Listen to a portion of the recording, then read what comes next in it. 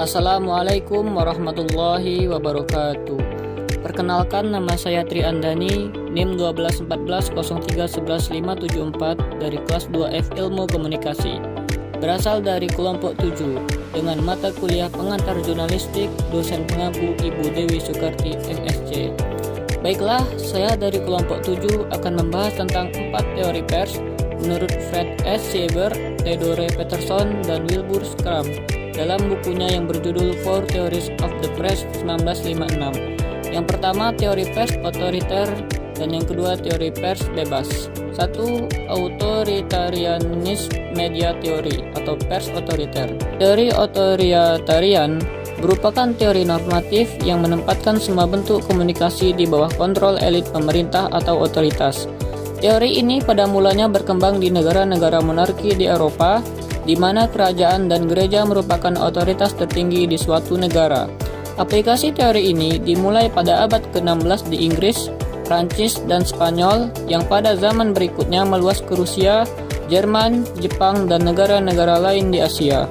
Model komunikasi yang terjadi pada paham otoritarisme adalah komunikasi satu arah dalam menjalankan tugasnya, baik dalam menyampaikan gagasan, pemikiran, dan pesan. Orang otoritarian hanya mengenal satu bentuk komunikasi, yaitu instruksi.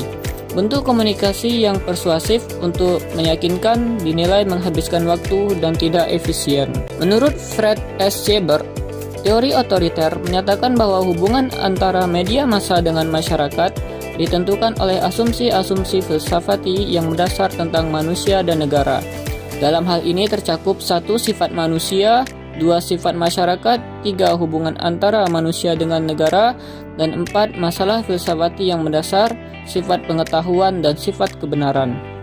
Kelebihan dan kekurangan teori otoriter. Kelebihannya, konflik dalam masyarakat cenderung berkurang karena adanya pengawasan hal-hal yang dianggap dapat menggoncangkan masyarakat.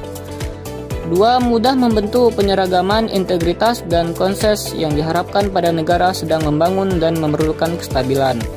Kekurangannya, ada penekanan terhadap keinginan untuk bebas mengemukakan pendapat, pandangan.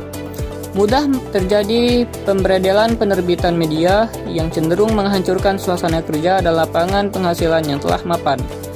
Dan terakhir, tertutupnya kesempatan untuk berkreasi. Yang kedua yaitu libertarianisme media theory atau pers liberal. Paham libertarianisme muncul sebagai reaksi penolakan terhadap paham otoritarisme pada akhir abad ke-17.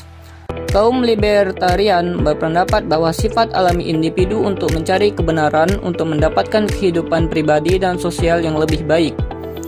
Libertarian theory menjadi dasar modifikasi social responsibility theory dan merupakan kebalikan dari authoritarian theory dalam hal hubungan posisi manusia terhadap negara.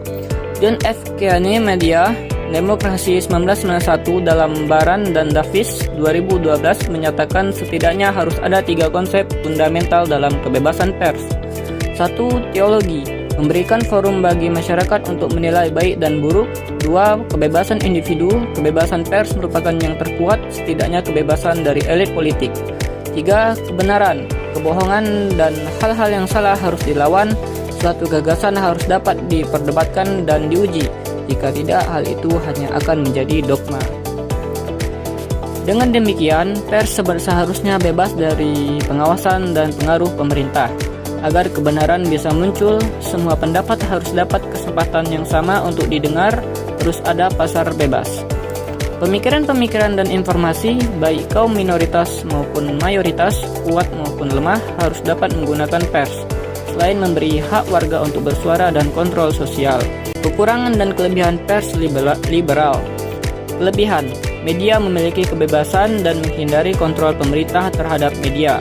Sementara kekurangannya itu sangat optimis bahwa media dengan sadar memiliki tanggung jawab, sangat optimis bahwa tiap individu memiliki rasionalitas dan etikanya sendiri, dan mengabaikan konflik yang muncul dari kebebasan mencari kebenaran. Baik, mungkin itulah pembahasan saya tentang 4 teori pers menurut Fred Sieber, Theodore, dan Peterson. Lebih dan kurang saya mohon maaf. Saya akhiri. Assalamualaikum warahmatullahi wabarakatuh.